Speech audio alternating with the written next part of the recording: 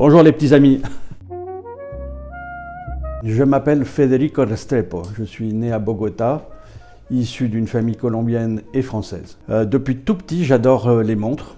Vous dire pourquoi, je ne sais pas, je crois que depuis mon tout jeune âge, j'adorais démonter, comprendre comment les choses mécaniques fonctionnaient, les maquettes, les avions, les prises, les ampoules, les lampes. Je démontais tout et je remontais tout. Et puis un jour, j'ai découvert les montres.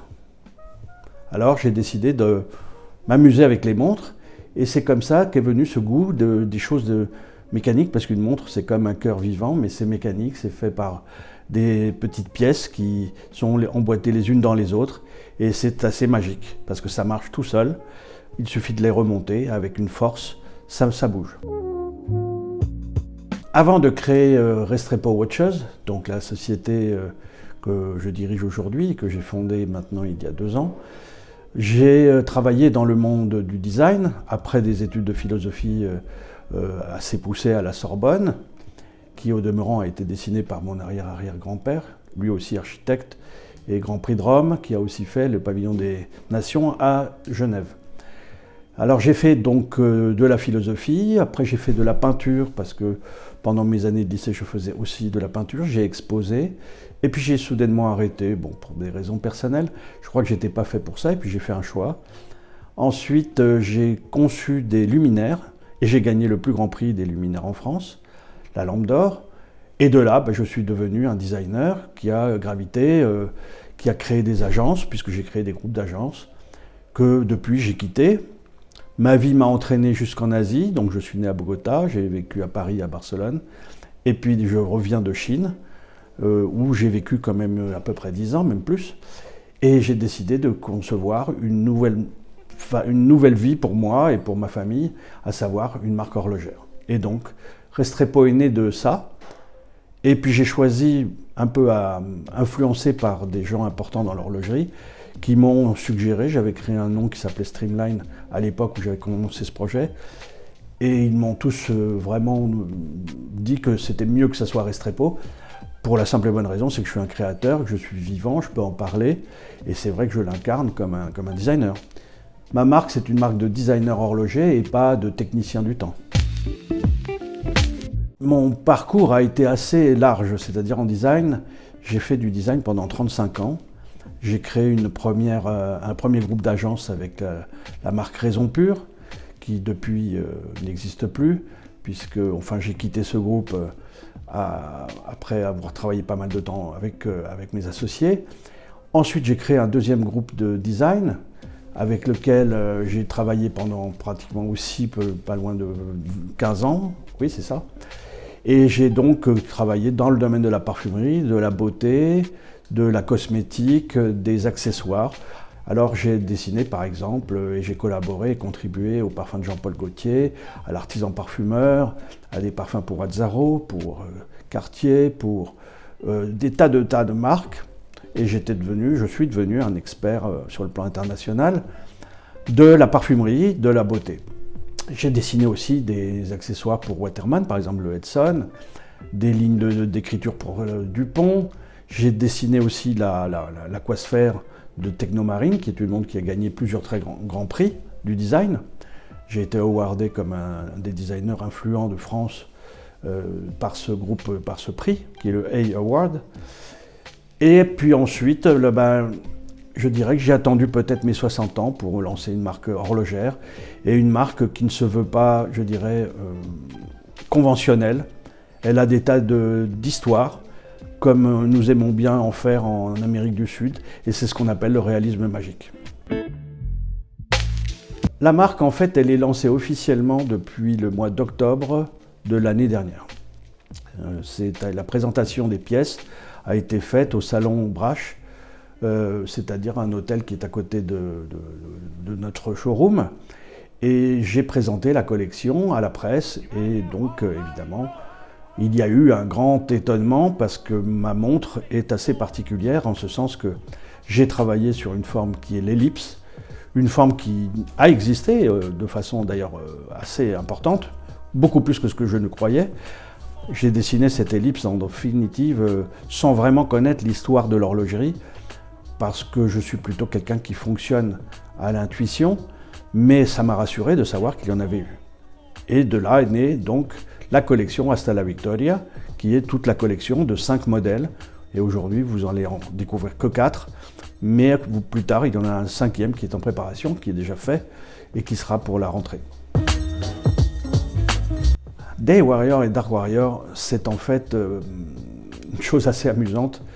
Quand je travaillais pendant le confinement dans mon atelier du Sud, dans le Gard, eh bien, je travaillais à côté de mes enfants et je dessinais. J'étais en train de travailler sur la production. Il faut savoir que j'ai produit en fait 5 modèles avec chacun 2 finitions et puis une en a 3. Et tout cela en une année. On a produit tout ça. Quand je travaillais sur le modèle, donc la 24 GMT, j'adore les 24 GMT, j'ai beaucoup voyagé, donc je me servais énormément de montres 24 GMT, qui donnent donc 2 fuseaux, eh bien, je les dessinais dans le Concorde. J'allais à New York très très régulièrement et j'avais des affaires à cette époque-là assez urgentes à régler sur le continent américain. Et j'ai pris le Concorde et en regardant par le hublot, qui était d'ailleurs lui une ellipse aussi dans cet avion, eh bien j'ai regardé la courbe de la Terre à la hauteur de, je crois que c'est 22 000 pieds ou 25 000 pieds, pour le Concorde, et on voit donc la Terre qui est arrondie. Enfin, on voit une surface courbe. Et la 24 GMT est née de là. Ça a été mon premier modèle, qui ensuite a été décliné avec d'autres ambiances. Et Dark Warrior et Day Warrior, mes enfants, en fait, en travaillant à côté de moi, regardaient Star Wars, que moi aussi j'ai découvert quand j'étais jeune.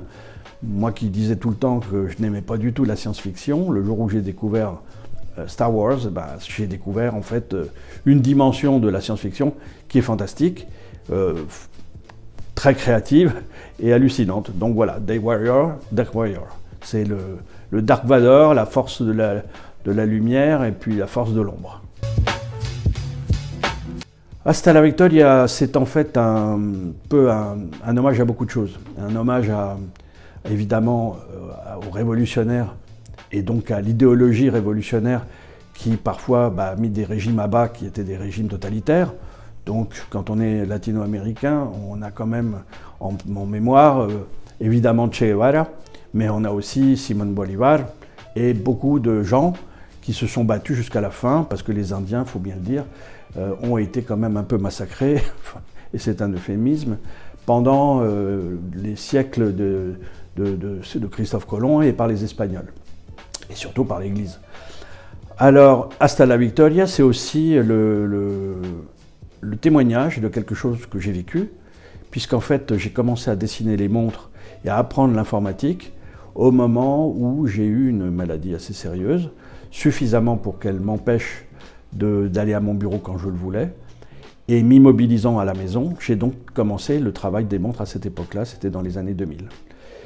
Et donc Hasta la Victoria, c'est de montrer que parfois on a une affaire sérieuse de santé dans la vie et qu'on peut se battre, et la preuve, c'est que je suis encore là, et en plus avec une collection de montres. El Caballero, c'est une aventure, je dirais, amusante, parce qu'elle réfère à Don Quichotte donc, parce que mon père adorait Don Quichotte et Cervantes, qui est un grand écrivain espagnol. Et moi, je dois dire que c'est arrivé un peu par hasard, avec cette guerre de l'Ukraine et ce chevalier sans armes. C'est justement un peu l'utopie de l'Amérique du Sud, c'est ce qu'on appelle le réalisme magique de nouveau. C'est que voilà, on ne se bat pas sans armes. Mais en même temps, c'est un message aussi pacifique envers le monde. Et c'est un peu un clin d'œil à tous ceux qui, justement, aux valeurs de brutalité ou de testostérone qui existent dans l'horlogerie. Parce qu'il y a quand même, il faut bien le dire, un monde très très viril derrière pas mal de marques. La mienne, je ne la veux pas virile, je la veux, si vous voulez, poétique, raisonnée, réfléchie, imaginative, créative. Alors Octopus, c'est aussi lié à des lectures, comme quoi finalement, en fait, beaucoup de choses sont liées à des petits pans de ma vie. D'abord, Octopus, c'est que j'adore l'océan, je suis quelqu'un qui fait de la voile, qui a fait de la plongée quand j'étais plus jeune, Je suis quelqu'un qui suis né du côté du Pacifique. C'est pour ça qu'il y a une version de l'Octopus qui est un chronographe aussi automatique, comme toutes les montres d'ailleurs. Eh bien, j'ai décidé de l'appeler Pacifique et Atlantique. Donc il y a une version bleu turquoise et une version bleu foncé. Alors aussi, évidemment, j'ai lu Jules Verne. Et Jules Verne, quand j'étais petit, ou vu des films comme Abyss, sont des choses qui m'ont inspiré, parce que j'ai toujours aimé, j'ai toujours été fasciné par la profondeur, par les animaux dans l'océan, par la vie aquatique, qui aujourd'hui est une valeur incontestable du vivant. Et ayant étudié les théories de l'évolution à l'époque, quand j'étais à l'université, eh bien beaucoup de choses viennent de l'océan, de la mer, c'est de là qu'est la source de la vie. J'ai mis ma marque est truffée de petites énigmes. Bien après 1775, exprime deux choses.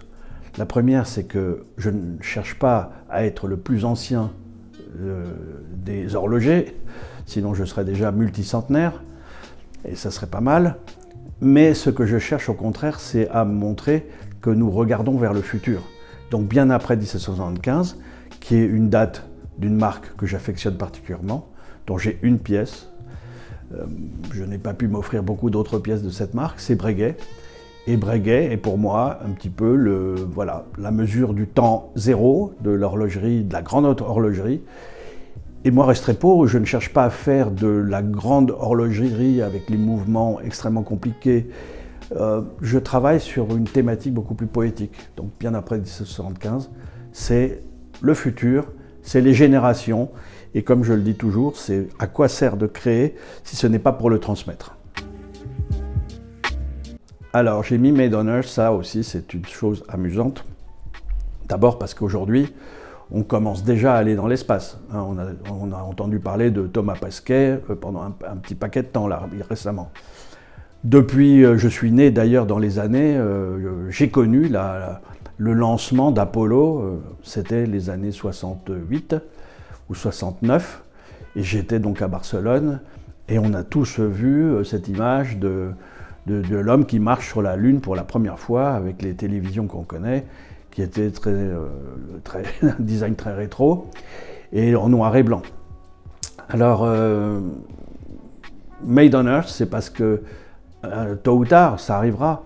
Il y aura des stations spatiales, il y aura des gens qui viendront peut-être d'ailleurs, on ne sait pas, aujourd'hui personne ne le sait. C'est un petit peu ça la grande énigme, y a-t-il de la vie ailleurs? Eh bien s'il y a de la vie ailleurs, ils vont tomber sur une montre, peut-être qu'ils ne sauront pas le lire, et s'ils trouvent une Restrepo, ils verront qu'il y a eu des êtres humains sur la Terre, si tant est que la Terre existe toujours, ou n'existe plus. J'ai dessiné beaucoup de choses. Depuis l'origine, j'ai commencé, alors je dirais par des meubles. J'ai fait une lampe qui s'appelait la lampe Théorème, qui a eu la lampe d'or, donc c'est comme ça que je suis devenu designer. Après, si vous voulez, dans l'exercice et le travail du design, comme j'ai une formation de philosophe, je suis devenu quelqu'un qui a un sens de l'analyse, donc j'ai travaillé comme conseiller souvent et comme directeur artistique. Notamment, par exemple, j'ai travaillé pour toute la marque Pommery, que j'ai refait, d'ailleurs 2 fois consécutives, en travaillant l'image de marque et toute la politique graphique et d'expression de la marque. Ce type de travaux, c'est-à-dire de direction de création, je l'ai pratiqué avec Clarins, avec l'artisan parfumeur, avec Nux, avec De Cléor, avec beaucoup d'autres marques, j'ai un petit peu un trou. Alors ça, c'est le rayon, on va dire, mon expérience de la beauté. Dans les parfums, j'ai travaillé sur beaucoup de types de marques. Les très connus, bon, c'est Jean-Paul Gaultier, bien sûr, avec le mâle et le premier qui est le classique. Ensuite, j'ai fait le Brut de Fabergé, qui est quand même un pilier de la parfumerie. C'est un des flacons les plus vendus, avec comme une évidence, qui est un parfum que peu de gens connaissent, qui est de Yves Rocher, que j'ai développé avec Valérie Boss et Valérie André à l'origine, et qui est, je crois, le parfum le plus vendu du monde en quantité. C'est assez hallucinant, mais c'est un succès total. Alors, c'est pas lié à mon design, c'est lié à un ensemble de choses qui ont fait que c'est un succès. J'ai travaillé aussi sur Cardin, j'ai travaillé avec Tom Ford, j'ai travaillé avec Kenzo, j'ai travaillé avec des tas de marques de joaillerie, Van Cleef & Arpels, Boucheron. Bon, je vous avouerai que j'ai un petit peu du mal à toutes les commémorer. J'ai fait aussi le chrome d'Azzaro, qui reste aussi un des piliers de la parfumerie aujourd'hui. Et voilà. Et ce dont je suis fier, c'est l'artisan parfumeur qui a été particulièrement pour moi, que j'ai refait 2 fois du reste, et les parfums de Baccarat qui sont peut-être les plus exceptionnels. Ce sont des flacons en série limitée qui sont à 5 000 € pièce, qu'on ne trouve maintenant pratiquement plus, ou alors aux enchères, et qui sont des pièces uniques. C'est franchement, en termes de technique, cristallerie, c'est assez magique. J'ai dessiné le Edson de Waterman, qui a aussi eu ses prix. J'ai refait beaucoup de choses, je dirais, qui ont gagné des grands prix dans le design, mais je ne cours pas après les prix. Donc je n'ai pas souvent et j'en présente pas souvent. C'est cher et en plus, je dirais que c'est... Pour moi, la création, c'est toujours devant. C'est comme le temps. Les montres, si j'ai mis bien après 1775, c'est non seulement un peu une gageure, mais c'est une plaisanterie aussi. Mais ça veut dire quelque chose de très sérieux pour moi, c'est que le temps qui compte, c'est celui qui va venir. C'est pas celui qui est passé, puisqu'il n'est déjà plus là. Déjà le moment. Et j'ai créé donc, après tout ça, cette expérience. J'ai décidé d'arrêter de travailler, on va dire, pour une clientèle que je chercherai tous les jours, parce que c'est ça, il faut prospecter. Je me suis mis en tête de créer cette marque horlogère, donc Restrepo Watches, qui va développer sûrement d'autres choses que des montres. J'ai créé ma marque en 2021 et j'ai créé Restrepo Watches en 2021.